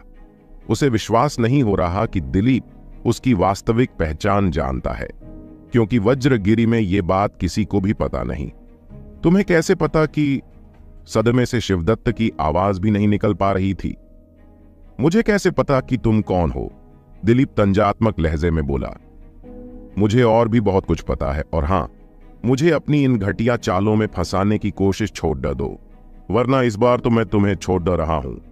अगली बार तो तुम्हें खुद स्वर्ग के देवता भी नहीं बचा पाएंगे। अगर मेरी बात पर विश्वास न हो तो आजमा कर देख लेना, मगर याद रखना, अगली बार तुम्हें बख्शा नहीं जाएगा। दिलीप की आवाज शांत और गंभीर थी, जिसमें उसका रोष कमरे में उपस्थित हर व्यक्ति ने महसूस किया। वहीं शिवदत्त उस घड़ी को कोसने लगा जब उसने ये योजना बनाई थी। पिछले 3 सालों से वह वज्रगिरी शहर का मुखिया है। जब यक्षराज सुकेतु ने उसे इस शहर का मुखिया बनाकर वज्रगिरी भेजा गया तो उसका इरादा पक्का था। उसे इस पद का प्रयोग करके अधिक से अधिक धन कमाना है, लेकिन वज्रगिरी में शहर के मुखिया से अधिक दिलीप की धाक है। पहले उसने चाहा कि दिलीप को भी अपने साथ में मिला ले, लेकिन पहली ही भेंट में वह दिलीप का चरित्र अच्छी तरह से जान गया था, और एक बात उसे अच्छी तरह से समझ आ गई थी कि अगर उसे वज्रगिरी पर मनमाने ढंग से राज्य करना है तो उसके लिए दिलीप और उसके परिवार का अंत बहुत आवश्यक है। पिछले 3 सालों से शिवदत्त लगातार प्रयास कर रहा था और हर बार मुंह की खा रहा था, लेकिन इस बार राजकुमारी शिविका के आने से उसे एक उम्मीद दिखी। वो अपने मकसद में कामयाब भी हो जाता, लेकिन इस पागल ने सब गड़बड़ कर दी। और तो और राजकुमारी के सामने उसकी असलियत भी आ गई। लोग सच ही कहते हैं, सांप को लात मारोगे तो जहर तुम्हारी ही नसों में उतरेगा। सोचते हुए शिवदत्त ने थूक गटका। तो क्या यही उसका अंत है? नहीं। शिवदत्त ने मन ही मन एक आह भरी, लेकिन दिलीप का ध्यान अब शिवदत्त पर नहीं रहा। उसके लिए शिवदत्त किसी भांड से अधिक कुछ नहीं था, जो तमाशा करके लोगों का मनोरंजन किया करता है। उन्होंने एक नजर अंशुमान पर डाली और कहा, अंशुमान, चलो मेरे साथ। नहीं, अंशुमान ने मुंह फुलाकर कहा। अंशुमान, दिलीप दांत पीसते हुए बोला, लेकिन उनकी बातों को दरकिनार करते हुए अंशुमान शिवदत्त के पास पहुंच गया। काका, खजाना कहां है? मेरा खजाना कहां है? मुझे मेरा खजाना दो। खजाना? नहीं। शिवदत्त का चेहरा काला पड्डी डीएच गया। उसने क्रोध से एक नजर अंशुमान पर डाली। इस मूर्ख ने पहले तो मेरी योजना बर्बाद कर दी और अब यह चाहता है कि मैं इसे खजाना भी दूं। शिवदत्त क्रोध में मन ही मन बड़बड़ाया। उसका मन कर रहा था कि अंशुमान को एक जोर का तमाचा जड़ दें। शिवदत्त, आप तो इस शहर के मालिक हैं और पंचायतन वंश से भी संबंध रखते हैं। अगर आप अपना वचन पूरा नहीं करेंगे तो पंचायतनों का क्या सम्मान रह जाएगा? मैंने सुना है पंचायतन लोग अपना वचन नहीं तोड़ते। एक कोने से दिलीप मुस्कुराकर बोला। दिलीप की बात सुनकर शिवदत्त के चेहरे का रंग उड़ गया। क्रोध से उसका पूरा चेहरा तमतमा गया। यहां तक कि शिविका और धाय मां भी सन्न रह गए। शिवदत्त अपना वचन पूरा नहीं करेगा, यह तो बहुत बद्धा अपराध है। शिविका ने मन ही मन सोचा, अगर यह यक्षलोक का कोई साधारण परिवार होता तो भी यक्षलोक में वचन भंग करना बहुत बड़ा पाप माना जाता है। और फिर शिवदत्त तो पंचायतन वंशों में से एक वंश का वंशज है। अगर यह बात पंचायतन के मुखियाओं तक पहुंची तो न केवल शिवदत्त की प्रतिष्ठा को चोट लगती, बल्कि हो सकता है उसकी पूरी संपत्ति भी छीन ली जाती और हो सकता है उसे दंड के तौर पर कारागार भी जाना पड़ता। यह लो, कहते हुए शिवदत्त ने एक पुराना सा दिखने वाला पीतल का हार अपने कमरबंद से निकालकर अंशुमन की ओर फेंका और उठकर क्रोध में कमरे से बाहर जाने लगा। लेकिन उसकी उम्मीद के उलट अंशुमान ने वह हार फर्श पर फेंक दिया। मुझे नहीं चाहिए यह पुराना हार, अंशुमान रोने वाली सूरत बनाकर बोला। काका, आप झूठ बोल रहे थे ना? आपने मुझसे कहा था कि इस कमरे में इतना खजाना है कि मैं लड्डू की एक पूरी दुकान खरीद सकता हूं। लेकिन इस पुराने हार के बदले में तो मुझे कुछ ही लड्डू मिलेंगे। मुझे तो खजाना चाहिए ताकि मैं पूरा लड्डू की दुकान खरीद सकूं। चलते चलते अचानक शिवदत्त के पांव रुक गए। उसे अपने शरीर में क्रोध का एक ज्वार सा महसूस हुआ। लड्डू की दुकान खरीदनी है? शिवदत्त की सांसें मानो जम सी गईं। उसे क्या पता था कि यह मूर्ख लड़का उसकी बात को इतनी गंभीरता से ले लेगा। अगर ये एक दो सेर मिठाई की बात होती तो अलग बात थी, लेकिन मिठाई की पूरी दुकान? शिवदत्त को महसूस हुआ कि क्रोध की अग्नि से उसका पूरा शरीर दहक रहा है, लेकिन वो बेबस है। यदि वो अपने वचन को पूरा नहीं करता है तो न केवल उसकी प्रतिष्ठा बल्कि उसका जीवन भी संकट में आ जाता। 46 स्वर्ण मुद्राएं। अंततः शिवदत्त ने अपनी कमरबंद से अपनी पोटली निकालकर अंशुमान के सामने फेंक दी। इस पोटली में मेरी पूरी बचत है, आशा है इतना पर्याप्त होगा। शिवदत्त ने क्रोधित नजरों से दिलीप को घूरा और कमरे से बाहर निकल गया। उसके पीछे पीछे सारे सैनिक भी कमरे से निकल गए। वाह, ये तो बहुत सारी स्वर्ण मुद्राएं हैं। अंशुमान को जैसे कमरे की परिस्थितियों से कोई मतलब नहीं है। उसकी आंखें तो बस हाथ में पकड़ी हुई स्वर्ण मुद्राओं की चमक से चमक रही हैं। यक्षलोक में बस 3 ही मुद्राएं प्रचलित हैं, स्वर्ण मुद्रा, रजत मुद्रा और कांस्य मुद्रा। एक स्वर्ण मुद्रा 100 रजत मुद्राओं के साम्य है, वहीं एक स्वर्ण मुद्रा 1000 कांस्य मुद्राओं के बराबर है। नगर प्रमुख के रूप में शिवदत्त को 7 स्वर्ण मुद्राएं मासिक वेतन के रूप में मिलती है और आज अंशुमान की वजह से उसे अपने लगभग 7 माह के वेतन से हाथ धोना पड़ा। अंशुमान, दिलीप मुस्कुराते हुए बोला, अब तो तुम्हें तुम्हारा खजाना भी मिल गया, तो अब चलें? परंतु दादाजी, अभी मेरा विवाह नहीं हुआ। अंशुमान स्वर्ण मुद्राओं से भरी पोटली कमर में खोंसते हुए बोला तो शिविका चौंक गई। इस मूर्ख को अभी तक याद है, उसने सोचा। अपनी अनर्गल बातें बंद करो और चलो मेरे साथ, दिलीप चिल्लाए और अंशुमान को बिना कोई भी अवसर दिए बगैर उन्होंने उसका हाथ पकड़ा और खींचते हुए कमरे से बाहर ले गए। दादाजी, छोड़ दिए मुझे। दादाजी, मुझे उससे विवाह करना है। मैं बिना विवाह किए नहीं जाऊंगा। मैं उसे पीट पीट कर मार डालूंगा। दादाजी। अंशुमान लगातार दिलीप से स्वयं को छोड़ने की गुहार लगा रहा है, लेकिन उसकी आवाज को दिलीप लगातार उपेक्षा कर रहा है। अंततः अंशुमान की आवाज आना बंद हो गई और शिविका ने चैन की सांस ली। अभी कुछ देर पहले ही उसने जाना था कि दिलीप अंशुमान के लिए किस सीमा तक जा सकता है।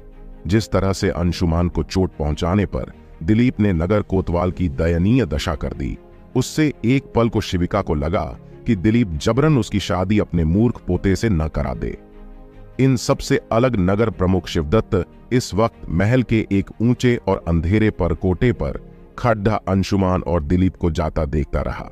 उसकी मुट्ठियां भिंची हुई हैं और आंखें प्रतिशोध की ज्वाला से जल रही हैं। कुछ दिन और खुशियां मना लो दिलीप, शिवदत्त अपने जबड्डे भींच कर बोला, क्योंकि वो दिन दूर नहीं है जब तुम मेरे पैरों पर गिरकर अपने परिवार की सुरक्षा के लिए गिड़गिड़ाओगे। ओ, क्या तुम्हें सच में लगता है कि तुम ऐसा कर पाओगे? अगर दिलीप को हराना इतना ही आसान होता तो तुम 3 सालों से हर बार मुंह की नहीं खा रहे होते। अचानक शून्य से एक आवाज गूंजी और इसी के साथ अंधेरे से एक साया बाहर निकला। साये ने स्वयं को पूरी तरह से काले कपड़ों और नकाब में छिपा कर रखा है। तुम कौन हो और यहां कैसे आए? नकाब पोश को देखकर शिवदत्त आश्चर्यचकित रह गया। उसे विश्वास नहीं हो रहा कि एक घुसपैठिया नगर प्रमुख के महल में घुसकर उसके सामने खड़ी दिया है और किसी को भनक भी नहीं लगी। मुझे लगता है कि महत्वपूर्ण बात यह नहीं है कि मैं कौन हूं, महत्वपूर्ण बात यह है कि मैं तुम्हारी सहायता कर सकता हूं, नकाब पोश व्यक्ति बोला। सहायता? और तुम्हें लगता है कि दिलीप के विरुद्ध तुम मेरी सहायता कर सकते हो? अगर ये इतना सरल होता तो मैं उसे कब का हरा चुका होता। शिवदत्त नकाब पोश व्यक्ति का उपहास उड़ाते हुए बोला। मैं जानता हूं कि यह सरल नहीं है, नकाब पोश व्यक्ति शिवदत्त के कानों में फुसफुसाया, पर विश्वास करो मैं ये कर सकता हूं। परंतु तुम मेरी सहायता क्यों करना चाहते हो? शिवदत्त अचानक से प्रकट हुए इस मददगार को लेकर शंकित है। इसका सीधा सा उत्तर है कि मैं तुम्हारी सहायता करना चाहता हूं क्योंकि मुझे तुम्हारी सहायता चाहिए, नकाब पोश व्यक्ति बोला। तुम दिलीप को अपने रास्ते से हटाना चाहते हो ताकि तुम वज्रगिरी पर अपने अनुसार राज कर सको, और इसमें मैं तुम्हारी सहायता करूंगा। बदले में तुम एक व्यक्ति को ढूंढने में मेरी सहायता करोगे। तुम्हें किसकी तलाश है? शिवदत्त ने पूछा। वो तुम्हें अभी जानने की आवश्यकता नहीं है। पहले मुझे यह बताओ कि तुम दिलीप के परिवार को कैसे बर्बाद करोगे। तुम चाहो तो मैं उसके पूरे परिवार को समाप्त कर सकता हूं, नकाब पोश आदमी बोला। नहीं, उस बूढ़े दिलीप को मारना इतना भी आसान नहीं है, और सबसे बड़ी बात कि मुझे सिर्फ उसे ही नहीं, उसका सम्मान, उसकी प्रतिष्ठा, सब कुछ ध्वस्त करना है। शिवदत्त ईर्ष्या की आग में जलते हुए बोला। हो जाएगा, परंतु अपना वचन याद रखना। इतना कहकर वो नकाब पोश व्यक्ति वापस अंधेर में कहीं गायब हो गया। रुको, मुझे बताओ कि तुम ये कैसे करोगे, शिवदत्त चिल्लाया। चिंता मत करो, मेरे पास एक योजना है। अंधेरे से नकाब पोश व्यक्ति की आवाज आई। तो क्या होगा इस कहानी में आगे? आखिर कौन है ये नकाब पोश और किस व्यक्ति को ढूंढ रहा है वो? और क्या वाकई में शिवदत्त दिलीप और उसके परिवार वालों को मारने का षड्यंत्र रचने वाला है इस नाकबपोश के संग मिलकर? रात काफी गहरा चुकी है। काले आकाश में टिमटिमाते तारे किसी युवती की चुनरी की भांति प्रतीत हो रहे हैं। अंशुमान अपने कमरे में दर्पण के सामने एक कुर्सी पर बैठा लगातार दर्पण को घूरता जा रहा है एवं गुस्से से निशान उसको चेहरे पर साफ दिखाई दे रहे हैं। नगर प्रमुख के मकान से लौटने के बाद से दिलीप ने अंशुमान को कमरे में बंद करके द्वार पर पहरेदार लगा दिए हैं और घर के सभी लोगों को हिदायत दी है कि अगर किसी ने भी उसके अनुमति के बिना अंशुमान को द्वार खोला तो उसे गंभीर परिणाम भुगतने होंगे। हालांकि दिलीप का यह निर्णय सभी के लिए अप्रत्याशित था, परंतु उसके विरुद्ध जाने की हिम्मत किसी में भी नहीं है। मुझे अब भी विश्वास नहीं हो रहा है कि मैं मरा नहीं हूं, बल्कि इस अजीब सी दुनिया में कैद हो गया हूं, अंशुमान अपने हाथ में पकड़े हार को घूरते हुए बोला। इस वक्त वो कोई बेवकूफ नहीं है, बल्कि उसकी आंखें सर्द और चेहरा एकदम गंभीर दिख रहा है। अंशुमान को अपने वजूद पर विश्वास ही नहीं हो रहा। ये यक्षलोक, आध्यात्मिक शक्ति, कलरीपायटू, जादुई शक्तियां सब उसके समझ से परे हैं। वो तो एक साधारण इंसान था जो एक नीले ग्रह पृथ्वी का रहने वाला था। अंशुमान को अपना धरती का जीवन याद आ रहा था। मोहित, हाँ यही नाम तो था उसका धरती पर। वो एक अनाथ था जो मुंबई के किसी अनाथ आश्रम में बद्धा हुआ था। आश्रम में वैसे तो उसकी लगभग सारी जरूरतें पूरी होती थीं, लेकिन उसे सिर्फ जरूरत भर पूरी होने वाली जिंदगी नहीं चाहिए थी। उसे सुख सुविधाओं से भरपूर एक आलीशान जिंदगी चाहिए थी, और अपनी ख्वाहिशों के चलते ही उसने 17 साल की उम्र में अनाथ आश्रम को छोड़ दाचकर एक गैंग बना ली और 3 साल में ही पूरे मुंबई पर उसका राज था। मौत के फरिश्ते, उसके गुर्गे खुद को यही कहा करते थे, जो सच भी था। जो भी उसके रास्ते में आता था उसका मरना तय था।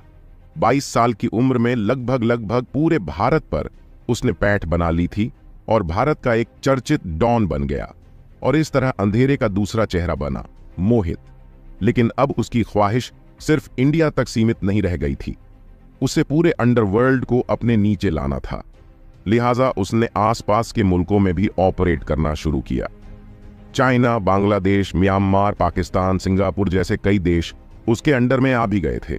लेकिन फिर उस दिन अतीत को याद करके अंशुमान की मुट्ठियां भींच गईं। उस दिन उसके सबसे अच्छे दोस्त तरुण ने उसे धोखा दिया था। तरुण, जिसे वो अपना दोस्त कम भाई ज्यादा मानता था, उसने मोहित को जहर दिया था। जहर बहुत तेज था और 2 मिनट के अंदर ही मोहित का पूरा बदन पसीने से तर हो गया। उसकी सांसें भी उखड़ने लगी थीं और मुंह से झाग बाहर निकलने लगा था। और तभी उसे अपने दिमाग में वो आवाज सुनाई दी थी। वो आवाज जो उससे कह रही थी, अगर मैं तुम्हें इतनी देर के लिए जिंदा रखूं कि तुम अपने दुश्मनों को खत्म कर सको, तो क्या तुम मुझसे सौदा करने को तैयार हो? अंशुमान को अब तक वो आवाज याद थी, एक लड़की की मीठी आवाज जो वो मरते दम नहीं भूल सकता। अंशुमान को याद है कि उसने तुरंत इस सौदे के लिए हामी भर दी थी। उसने खुद अपने हाथों से तरुण और उसके आदमियों को मारा था। लेकिन इसके बाद वो बेहोश हो गया था और जब उसकी आंख खुली तो वो इस अनोखी दुनिया में पहुंच गया। तो क्या ये पुनर्जन्म है? एक पल के लिए उसके मन में ख्याल भी आया था, पर फिर उसने तुरंत ही इस ख्याल को झटक दिया था। ऐसी कौन सी दुनिया होगी जिसमें आदमी सीधे 16 साल का पैदा होता है? उसने सोचा। वो इतना तो जान चुका है कि उसका पुनर्जन्म नहीं हुआ है, बल्कि उसकी आत्मा किसी दूसरे के शरीर में मौजूद है। इस शरीर की यादों से उसे पता चला कि इस ग्रह या कहें कि दुनिया का नाम यक्षाण है। लेकिन उसे ये दुनिया अजीब लगती है। यहाँ की सभ्यता धरती के मुकाबले बहुत पीछे है, या यूं कहें कि यहाँ अभी तक तकनीकी सभ्यता का विकास ही नहीं हुआ है। अंशुमान को जो इकलौती चीज इस दुनिया में पसंद आई है वो है यहाँ की युद्ध कला। ये लोग धरती के लोगों की तरह बमगोलों या बंदूकों की गोलियों से नहीं लड़ाते हैं, बल्कि यहाँ की लड़ाइयाँ एक तरह के मार्शल आर्ट्स, जिसे ये लोग कलरी पायटू कहते हैं, की होती है। और उससे भी बड़ी बात ये कि ये लोग जादुई शक्तियों का प्रयोग कर सकते हैं। यहाँ हर कोई छोटी सी उम्र में ही कलरी पायटू का प्रशिक्षण और कुंडलिनी शक्ति के जागरण के लिए ध्यान लगाना शुरू कर देता है। यहाँ शक्ति ही जीवन का स्रोत है। यही नहीं, यहाँ इस ग्रह पर हर तरफ जंग का मैदान है। 3 प्रजातियों, मनुष्यों, दैत्यों और दानवों के बीच वर्षों से वर्चस्व का युद्ध चल रहा है। ये सूचना पाकर जहां एक और अंशुमान स्तब्ध है, तो वहीं दूसरी ओर उसे रोमांच भी हो आया। ये अजीब पागलों की दुनिया है। यहाँ पर शक्ति ही सब कुछ है। यहाँ सिक्के के 2 पहलू, अच्छाई और बुराई नहीं, बल्कि शक्ति और कमजोरी। अंशुमान के दिल में अचानक से गुदगुदी उठने लगी। ये वही दुनिया है जहां वो हमेशा से आना चाहता था, मगर तभी अचानक से उसका दिल बैठने लगा। अपने शरीर की यादों से जहां उसे इस दुनिया के बारे में पता चला, तो वहीं ये भी पता चला कि ये शरीर जिसमें वो रह रहा है एक मूर्ख और नकारा लड्ढके का है। इसी दौरान उसे ये भी पता चला कि इस लड्ढके की मौत प्राकृतिक तरीके से नहीं हुई, बल्कि किसी ने उसकी हत्या की थी, और वो कोई और नहीं, नगर प्रमुख शिवदत्त और नगर कोतवाल रविंद्र हैं। तुम चिंता मत करो, अब चूंकि मैं तुम्हारे शरीर में रह रहा हूं, तो तुम्हारे परिवार की सुरक्षा मेरी जिम्मेदारी है। अंशुमान दर्पण में देखते हुए खुद से बोला, और तुम्हारी हत्या का मूल्य शिवदत्त को अपने प्राण देकर चुकाना ही होगा। ये मेरा, मौत के फरिश्तों के सरदार का वचन है। जैसे ही अंशुमान ने कहना खत्म किया, उसकी आंखों में एक जुनून सा उतर आया। शिवदत्त, मरने के लिए तैयार रहना। अंशुमान के चेहरे पर एक हिंसक हंसी उभरी। मूर्ख अंशुमान अब जा चुका था और अब उसका स्थान मृत्युदूत ने ले लिया। यक्षाण की नियति में शांति शायद ही भविष्य में कभी आएगी। ये बूढ़े दादा का परिवार भी अजीब है। अंशुमान बिस्तर पर लेटते हुए बड़बड़ाया, अगर मेरी यादें सही हैं तो पूरे परिवार में दादाजी को छोड़ डकर और कोई मर्द नहीं है। दिलीप के परिवार में इस समय अंशुमान समेत कुल 4 सदस्य हैं और बाकी तीनों अंशुमान की छोटी बहनें हैं। शीतल अंशुमान की सगी छोटी बहन है, जबकि चंद्रिका बद्दे चाचा और रश्मि छोटे चाचा की बेटियां हैं। लेकिन जब अंशुमान ने अपनी यादों को खंगाला तो उसे पता चला कि उसके पास अपने माता पिता की या चाचा चाची की कोई भी याद नहीं है। परिवार के इतने सदस्यों का गायब होना कोई साधारण बात तो नहीं है। लगता है कुछ दिन और ये मूर्ख बनने का नाटक जारी रखना होगा मुझे। आखिर पता तो चले कि यहां चल क्या रहा है। अंशुमान करवट बदलते हुए स्वयं से बड़बड़ाया। वैसे भी मूर्ख होने के भी अपने ही फायदे हैं, वरना आज कौन मुझ पर यकीन करता। अब जल्द ही ये पूरा यक्षाण मेरा होगा। मैं इसे यक्षलोक, दैत्यलोक और दानवलोक में नहीं बंटने दूंगा। पूरा यक्षाण मेरा है और अगर कोई भी मेरे रास्ते में आया तो उसे मरना होगा, फिर चाहे वो कोई इंसान हो, दैत्य हो या दानव हो। इस समय अंशुमान की आंखों में दृढ़ निश्चय साफ दिख रहा है। एक कुत्ते और शेर में यही तो अंतर होता है। कुत्ता दूसरों के मल को खाने के लिए भी कई मील का सफर करता है और वही सफर शेर मांस खाने के लिए करता है। वाह, मंतव्य तो बहुत ही बद्धा चुना है तुमने। विश्व का सम्राट, लगता है मैंने सही व्यक्ति चुना है। और उससे भी बढ़कर तुम अपनी इस नई पहचान के अभ्यस्त हो गए हो। अचानक अंशुमान के कानों में एक आवाज आई। कौन है? अंशुमान ने चौंकते हुए पूछा। उसने अपने चारों तरफ नजरें दौड़ाई, लेकिन उसे कोई भी नहीं दिखा। डर की लकीरें उसके चेहरे पर साफ दिख रही हैं।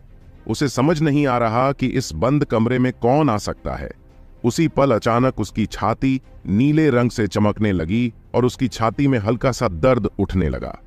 अपनी छाती से ऐसे रोशनी निकलते देख अंशुमान की आंखें आश्चर्य में फैल गईं और उसी वक्त एक नीले रंग की किरण उसके छाती से छिटककर उससे कुछ दूरी पर हवा में तैरने लगी। ये तो, कहते कहते अंशुमान की आंखें आश्चर्य से फैल गईं। उसे यकीन नहीं आ रहा है कि जो वो देख रहा है वो सच है। उस नीली रोशनी के बीच में एक सोने का हार हवा में झूल रहा है। अंशुमान इस हार को पहचानता है। धरती पर यह उसकी सबसे पसंदीदा चीजों में से एक थी, जो उसे उसके गद्दार दोस्त तरुण ने उसे तोहफे में दिया था। लेकिन ये यहां क्या कर रहा है? अचानक उस हार से निकलने वाली नीली रोशनी तेज होने लगी। कुछ देर बाद रोशनी इतनी तेज हो गई कि अंशुमान को अपनी आंखें बंद करनी पड़ी। कुछ देर बाद जब अंशुमान ने अपनी आंखें खोली तो एक नया सदमा उसका इंतजार करता हुआ उसे नजर आया। उसके सामने एक बहुत ही खूबसूरत लड़की खद्दी मुस्कुरा रही है। दूध सा गोरा रंग, सुंदर नैन नक्श, मोती जैसे चमकती और चंचल आंखें, आम की फांकों जैसे लाल होंठ, सफेद वस्त्रों में पहना नीले रंग का हार उसकी सुंदरता को और भी बढ़ा रहा है। उस पर नजर पड़ते ही अंशुमान की सिसकी निकल गई। वो उसके चेहरे पर से अपनी आंखें हटा ही नहीं पा रहा। इसकी सुंदरता के आगे तो राजकुमारी शिविका भी कुछ नहीं है। अंशुमान के मन में ख्याल आया। मुस्कुराते हुए उस लडीडीएचकी ने अंशुमान का अभिवादन किया। प्रणाम। अंशुमान ने मानो बेख्याली में पूछा, कौन हो तुम? लडीडीएचकी ने उत्तर दिया, मैं छाया हूं। क्या मैं तुम्हें जानता हूं? कौन छाया? मैं तुम्हें जानती हूं। वो अलग बात है कि तुम मुझे नहीं जानते, लेकिन हमारे बीच एक संधि हुई थी। पृथ्वी पर मैंने ही तुम्हारे शत्रुओं को समाप्त करने में तुम्हारी सहायता की थी और मैं ही तुम्हें यक्षाण तक लेकर आई हूं। छाया के शब्दों से अंशुमान स्तब्ध रह गया। अंशुमान ने आश्चर्य से पूछा, तो वो तुम हो? अगर मैं तुम्हें इतनी देर के लिए जिंदा रखूं कि तुम अपने दुश्मनों को खत्म कर सको, तो क्या तुम मुझसे सौदा करने को तैयार हो? अंशुमान के दिमाग में वही पंक्तियां कौन थी जो पृथ्वी पर उसने अपने अंतिम समय में सुने थे। हां, वो मैं ही हूं, छाया ने उत्तर दिया। फिर तो मुझे तुम्हारा शुक्रिया अदा करना चाहिए, अंशुमान मुस्कुराते हुए बोला और छाया के सामने अपना सिर झुका दिया।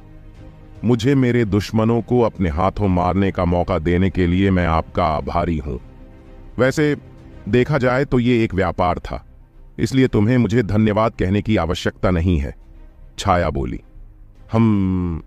तो अगर ये व्यापार का सौदा था तो सौदा हमेशा दो तरफा होता है। तुमने मेरी सहायता की, अब बताओ मैं तुम्हारे लिए क्या कर सकता हूं? अंशुमान बोला। तुम्हें कुछ करने की आवश्यकता नहीं है। अंशुमान ने चौंकते हुए छाया की बात दोहराई।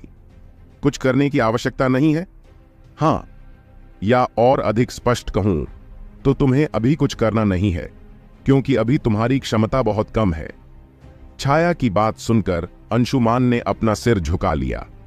आखिर वो कह तो सच ही रही थी।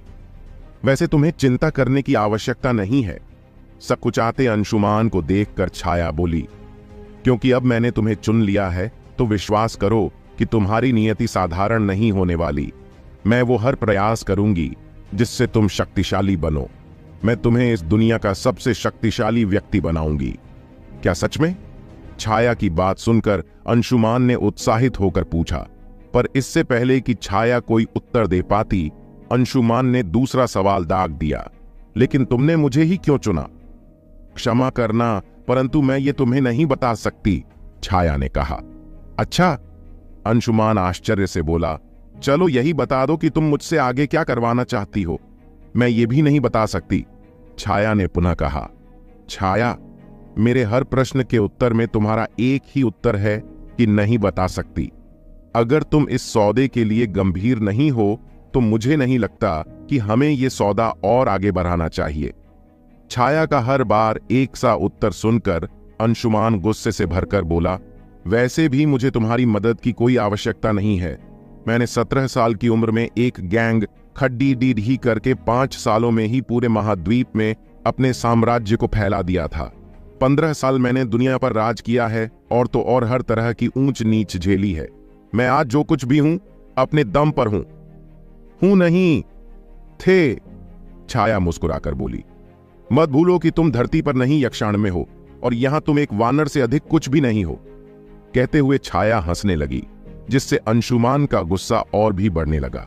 अंशुमान, भले ही कुछ ऐसी चीजें हैं जो मैं तुम्हें नहीं बता सकती, लेकिन ऐसी भी बहुत सी चीजें हैं जो मैं तुम्हें बता सकती हूं, जैसे कि मेरी पहचान, छाया मुस्कुराकर बोली। तुम्हारी पहचान? अंशुमान चौंक कर बोला। तो क्या तुम छाया नहीं हो? अवश्य हूं, छाया मुस्कुराई, लेकिन यह केवल मेरा नाम है। मैं इसके अतिरिक्त भी बहुत कुछ हूं। तुम कहना क्या चाहती हो? अंशुमान आश्चर्य से बोला। तुम्हें आश्चर्य नहीं हुआ कि यह हार पृथ्वी से यहां यक्षाण में कैसे आया? छाया हवा में झूलते हुए हार को हाथ में लेते हुए बोली। और उससे भी अधिक, यह तुम्हारे सीने से बाहर कैसे आया? असल में यह कोई साधारण हार नहीं है, बल्कि एक शक्ति यंत्र है। अंशुमान से कोई उत्तर न पाकर छाया बोली। यह हार असलियत में कोई और नहीं, मैं स्वयं हूं। क्या? छाया की बात सुनकर अंशुमान चौंक उठा, क्योंकि उसे यकीन न हुआ कि यह हार असल में एक लड्डकी है। तो क्या तुम कोई देवी हो? मतलब इस यंत्र की देवी? धरती पर भी कई यंत्रों में देवियां रहती हैं, आशुतोष ने पूछा। हां, तुम ऐसा कह सकते हो, छाया बोली। या कहें तो मैं इस यंत्र की आत्मा हूं। यहां यक्षाण में हर वस्तु तुम्हारी पृथ्वी से भिन्न है। यहां यंत्र पृथ्वी की तरह देवी देवताओं के आवाहन के लिए नहीं बनाते, बल्कि वस्तुतः यंत्र तभी बनाए जाते हैं जब किसी व्यक्ति को अपनी शक्तियां अपने उत्तराधिकारियों तक पहुंचानी होती है। शक्तियां? उत्तराधिकारी? अंशुमान चौंक कर बोला। रुको, मुझे समझने दो। अगर यक्षाण का कोई व्यक्ति अपना उत्तराधिकारी चुनता है तो वो मैं कैसे हो सकता हूं? शक्ति यंत्र कोई साधारण यंत्र नहीं है। जब कोई व्यक्ति शक्ति यंत्र बनाता है तो शक्ति यंत्र पूरे ब्रह्मांड के साथ संपर्क बना लेता है और उसका वास्तविक उत्तराधिकारी कहीं भी हो, वो अपने वास्तविक उत्तराधिकारी तक पहुंच ही जाता है, छाया ने अंशुमान को बताया। ठीक है, अंशुमान ने हामी भरते हुए कहा। लेकिन यह शक्ति यंत्र होता क्या है? शक्ति यंत्र मुख्यतः अपने स्वामियों की शक्तियों के वाहक होते हैं। शक्ति यंत्र में इतनी शक्तियां होती हैं कि ये एक पूरे ग्रह को नष्ट कर सकती हैं, और आज के समय में ये इकलौता शक्ति यंत्र है जो तुम्हारे पास है, छाया ने बताया। अब बताओ, क्या अब भी तुम्हें मेरी सहायता नहीं चाहिए? क्या होगा इस कहानी में आगे? क्या है इस शक्ति यंत्र का रहस्य? और क्या वाकई में मोहित इस शक्ति यंत्र का उत्तराधिकारी है? और कौन है ये माया, और क्या है उसकी असली सच्चाई? क्या मोहित, जो अब अंशुमान बन चुका है, कभी भी अपने वास्तविकता को हासिल कर पाएगा, या फिर वो ऐसी मायावी दुनिया में फंस कर रह जाएगा जहां उसका शरीर भी उसका अपना नहीं है। क्या अब भी तुम्हें मेरी सहायता नहीं चाहिए? छाया ने अंशुमान से पूछा।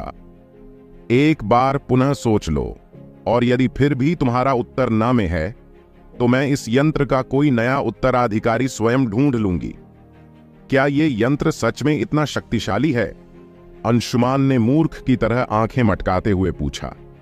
उसे विश्वास ही नहीं हो पा रहा है कि वो साधारण सा दिखने वाला हार इतना शक्तिशाली है कि पूरे ग्रह को नष्ट करने की क्षमता रखता है। हाँ, और ये सारी शक्तियां इसके उत्तराधिकारी को ही मिलेंगी। तुम यक्षाण पर राज करना चाहते हो और उसके लिए तुम्हें यक्षाण में सबसे शक्तिशाली बनना होगा। तुम्हारा स्वप्न तो अच्छा है, परंतु वास्तविकता इसके बिल्कुल विपरीत है। छाया मुस्कुराते हुए बोली, बिना मेरी सहायता के तुम अपना लक्ष्य कभी भी अर्जित नहीं कर पाओगे। मैं तुम्हें हतोत्साहित नहीं करना चाहती, परंतु वास्तविकता यही है। यहां यक्षाण में शक्ति ही सर्वोपरि है, और तुम इस समय जिस शरीर में हो वो अत्यंत ही दुर्बल है। परंतु यदि तुम मेरी सहायता लेते हो तो परिस्थितियां बिल्कुल भिन्न होंगी। मेरे स्वामी, जिन्होंने इस यंत्र को बनाया था, वो यक्षाण के सर्वश्रेष्ठ योद्धा थे, और इस हार की सहायता से वो शक्तियां तुम्हारे पास होंगी। अतः मैं अंतिम बार तुमसे पूछ रही हूं, क्या तुम्हें विश्वास है कि तुम मेरी सहायता नहीं चाहते? छाया ने पुनः प्रश्न किया। छाया की बातें सुनकर अंशुमान सोच में पड़ गया। वो अभी भी इस दुनिया से अपरिचित है और साथ ही अत्यंत दुर्बल भी। ऐसे में अगर छाया के कहे अनुसार इस यंत्र से उसे शक्तियां प्राप्त हो सकती हैं, तो इसे ठुकराना वास्तव में बहुत बड़ी मूर्खता होती। मुझे वापस करो। अंशुमान ने छाया के आगे अपना हाथ फैला दिया। क्या? वो हार। अभी तुमने कहा था कि ये हार मुझे शक्ति देगा, तो मुझे वो हार वापस करो। अंशुमान बोला। ठीक है, परंतु क्या तुम्हें इसका प्रयोग करना आता है? छाया ने प्रश्न किया। नहीं, अंशुमान धीमी आवाज में बोला। तो फिर इसे लेकर क्या करोगे? छाया मुस्कुराते हुए बोली। इसका क्या अर्थ हुआ? क्या ये यंत्र मेरे पास नहीं रहेगा? अंशुमान ने चौंक कर पूछा। इस यंत्र को प्रयोग करने से पूर्व तुम्हें इस यंत्र को जागृत करके अपनी चेतना से जोड़ना होगा, छाया ने उत्तर दिया। और इस यंत्र को जागृत कैसे किया जाता है? जो भी विधि है जल्दी पूरी करो, मैं आज बहुत थक गया हूं। अंशुमान उबासी लेते हुए बोला। बहुत आसान है, कहते हुए छाया ने तेजी से उस हार को अंशुमान पर वार करते हुए फेंका। तुम पागल हो गई हो क्या? अंशुमान क्रोध से बोला। अचानक हुए इस आक्रमण से बचने के लिए उसने अपना हाथ आगे कर दिया और हार पर बना लॉकेट उसके हाथ में चुभ गया। रक्तार्पण, छाया मुस्कुराते हुए बोली। रक्त हमारी चेतना का वाहक है और इस यंत्र को तुम्हारी चेतना से जुड़ने के लिए तुम्हारे रक्त की आवश्यकता थी। तुम ये काम सरलता से भी कर सकती थी। अंशुमान कुढ़ते हुए बोला। मत भूलो कि अब मैं तुम्हारा स्वामी हूं। और तुम्हें यह भ्रम कैसे हुआ? छाया ने पूछा। अभी तुमने कहा ना कि मैं तुम्हारे पुराने स्वामी का उत्तराधिकारी हूं, तो इस नीति के अनुसार मैं तुम्हारा नया स्वामी हुआ। अंशुमान ने अपना पक्ष स्पष्ट किया। इस भ्रम को जितना शीघ्र दूर कर दोगे, तुम्हारे लिए उतना ही श्रेयस्कर होगा। मेरा स्वामी बनने के लिए तुम्हें इस यंत्र पर पूर्ण आधिपत्य प्राप्त करना होगा। एक बार यदि इस यंत्र की सभी शक्तियां तुम्हें प्राप्त हो गईं, तभी तुम मेरे स्वामी के वास्तविक उत्तराधिकारी कहलाओगे। छाया हंसते हुए बोली और अचानक से वहां से अदृश्य हो गई। इसी के साथ अंशुमान के हाथ में लटके हार से भी नीले रंग की आभा निकलने लगी और धीरे धीरे वो यंत्र उसके शरीर में समाने लगा। ये क्या हो रहा है? अंशुमान घबराते हुए बोला। चिंता मत करो, शक्ति यंत्र तुम्हारी चेतना से जुड़ चुका है, अतएव अब से वो तुम्हारे शरीर में, तुम्हारी चेतना में ही उपस्थित रहेगा। जैसे ही यह यंत्र पूर्ण रूप से तुम्हारे शरीर में समा जाएगा, इसके प्रभाव से तुम्हारा मूलाधार चक्र जागृत हो जाएगा। छाया की आवाज अंशुमान के कानों में गूंजी उठी। तुम तो उस यंत्र में समा गई थी ना, तो तुम मुझसे बात कैसे कर पा रही हो? अंशुमान ने चौंकते हुए पूछा। क्योंकि मैं ही शक्ति यंत्र हूं और अब मैं तुम्हारी चेतना से जुड़ी हुई हूं। छाया का उत्तर आया, तुम मेरी हर बात को सुन सकती हो। छाया का जवाब सुनकर अंशुमान चौंक सा गया। छाया की सुंदरता को देखकर उसके मन में उसे लेकर कुछ अलग ही भाव है और उसे लग रहा है कि कहीं अगर छाया को उसके विचारों का आभास हुआ तो कहीं वह नाराज न हो जाए।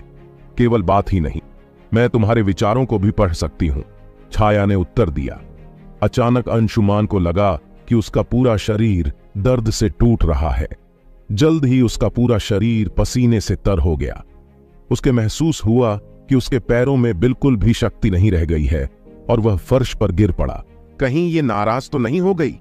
अंशुमान ने सोचा और गुस्से से चीखा, ये क्या हो रहा है मेरे साथ? शक्ति यंत्र तुम्हारे शरीर की आध्यात्मिक ऊर्जा को जागृत कर रहा है। उसे छाया की आवाज सुनाई दी। चूंकि तुम्हारा शरीर अभी अत्यंत दुर्बल है, इसीलिए तुम्हारे शरीर को थोड़ा सा कष्ट सहना पड़ रहा है। इसे रोकूं कैसे? अंशुमान किसी तरह अपनी रुलाई रोकते हुए बोला, ये दर्द मुझे मार डालेगा। कुछ नहीं होगा तुम्हें, छाया की रूखी आवाज आई। महान लक्ष्यों की प्राप्ति हेतु कुछ मूल्य तो चुकाना ही पड़ता है और तुम्हें तो यक्षाण का स्वामी बनना है। ऐसे विशाल लक्ष्य की प्राप्ति के लिए क्या तुम थोड़ी सी पीड़ा भी सहन नहीं कर सकते? छाया की बात सुनकर अंशुमान क्रोध से जल भुन गया। उसे अपने रोम रोम में कांटे चुभते से प्रतीत हो रहे हैं और छाया उसका उपहास कर रही है। अगले कुछ क्षण अंशुमान को शताब्दियों की तरह प्रतीत हुए और अचानक से उसके शरीर का सारा दर्द समाप्त हो गया। उसे अपने शरीर पर नियंत्रण ही नहीं रहा। उसे लगा कि वो लगातार तंद्रा की खाई में गिरता जा रहा है और एक क्षण पश्चात ही वो एक अंधकार से भरी हुई एक गुफा में था। उसके सामने एक धुंधली सी आकृति खद्दी है जो लगातार एक युद्ध शैली का अभ्यास कर रही है। अंशुमान ने बड़े ध्यान से उस शैली को देखा और अचानक अंशुमान भी अपने शरीर को उसी स्थिति में ले आया। दायां और बायां पैर एक विशेष कोण पर, अगला पांव घुटने से थोड़ा मुड़ा हुआ। बाएं हाथ से वार को रोकना, दाएं हाथ से चेहरे पर हमला और फिर घूमते हुए विरोधी को एक लात। अंशुमान लगातार इस प्रक्रिया को दोहरा रहा था। Block attack kick, block attack kick. न जाने कितनी देर तक अंशुमान इस प्रक्रिया को दोहराता रहा और अंततः थक कर जमीन पर गिर पड़ा और अपनी आंखें मूंद ली। कुछ देर बाद उसने अपनी आंखें खोली तो खुद को एक बार फिर अपने कमरे में पाया। ये क्या था? अंशुमान हांफते हुए हड़बड़ाकर उठ बैठा। शक्ति यंत्र ने तुम्हारी आध्यात्मिक ऊर्जा को जगा दिया है, ये उसी का प्रभाव है, उसे छाया की आवाज सुनाई दी। लेकिन मैं उस अंधेरी गुफा में, और वो व्यक्ति कौन था? वो मेरे स्वामी की स्मृतियां हैं, छाया ने उत्तर दिया, जिन्हें उन्होंने शक्ति यंत्र में डाला है ताकि उनके उत्तराधिकारी उनके दावों को सीख सके।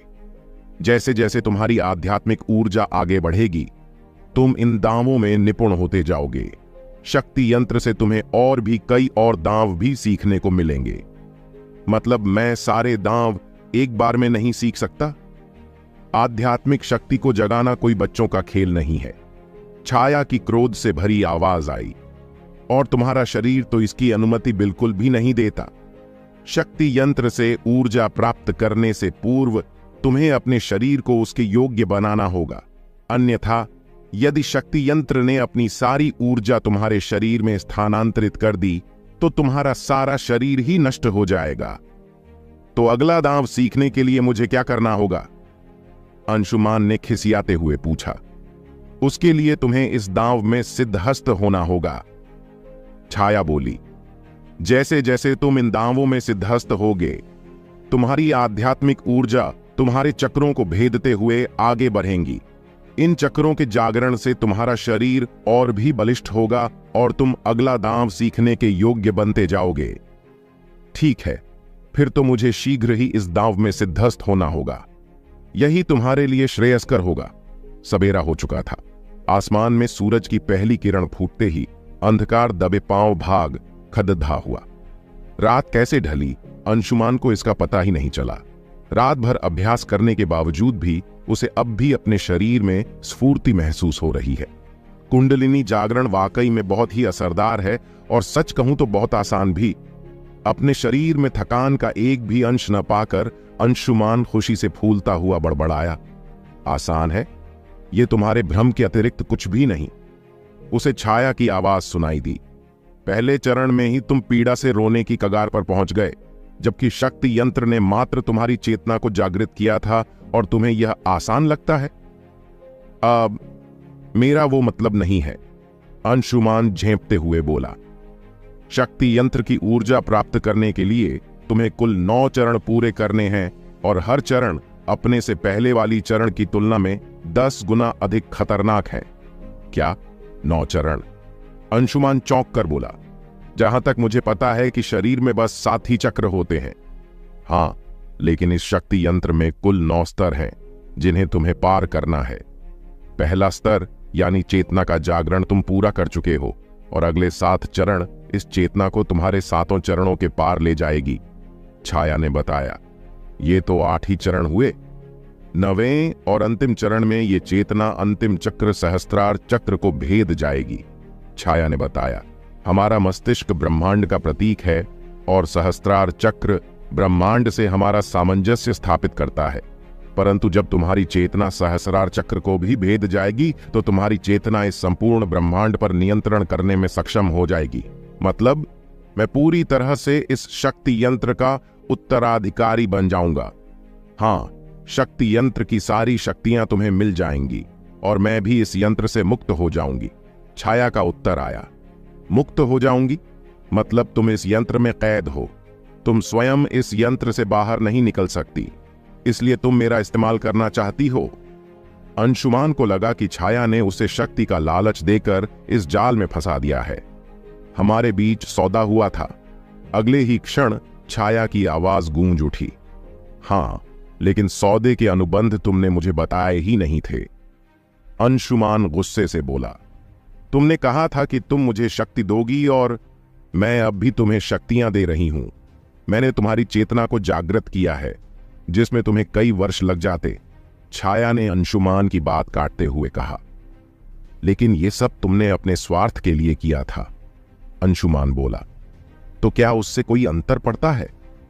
छाया ने प्रश्न किया। इस शक्ति यंत्र से मुक्त होने के लिए मुझे शक्ति यंत्र की शक्तियों को उसके उत्तराधिकारी तक पहुंचाना है, और क्योंकि तुम इस शक्ति यंत्र के उत्तराधिकारी हो, इसलिए मैं इस शक्ति यंत्र की समस्त शक्तियां पाने में तुम्हारी सहायता करूंगी। मुझे नहीं चाहिए कोई शक्ति और न ही मैं इस यंत्र से मुक्ति पाने में तुम्हारी कोई सहायता करने वाला हूं, अंशुमान क्रोधित होकर फूंफकारा। मुझे वास्तव में खेद है, परंतु उसके लिए बहुत विलंब हो चुका है, छाया बोली। जिस क्षण इस यंत्र ने तुम्हारे रक्त से जुड़ाकर तुम्हारी चेतना को जागृत किया था, उसी क्षण तुम्हारा भाग्य इस यंत्र से जुड़ गया था। अब तुम इच्छा होने पर भी पीछे नहीं हट सकते। और अगर मैं पीछे हटना चाहूं तो? अंशुमान मुस्कुराया। तुम मुझे कैसे रोक पाओगी? मैं नहीं, यह यंत्र तुम्हें पीछे हटने से रोकेगा। छाया की आवाज पुनः एक बार उसके दिमाग में गूंजी। जब मेरे स्वामी ने इस यंत्र का निर्माण किया था तो हर चरण से आगे बढ़ने के लिए एक समय सीमा निर्धारित कर दी थी। यदि तुम इस समय सीमा में उस स्तर को पार नहीं कर पाए तो शक्ति यंत्र तो नष्ट होगा ही, साथ ही तुम्हारी आध्यात्मिक शक्ति भी नष्ट हो जाएगी, जिसे तुम पुनः कभी प्राप्त नहीं कर पाओगे। तुमने मेरे साथ छल किया है, अंशुमान हताश स्वर में क्रोध में चिल्लाया। कोई छल नहीं है, छाया की आवाज आई।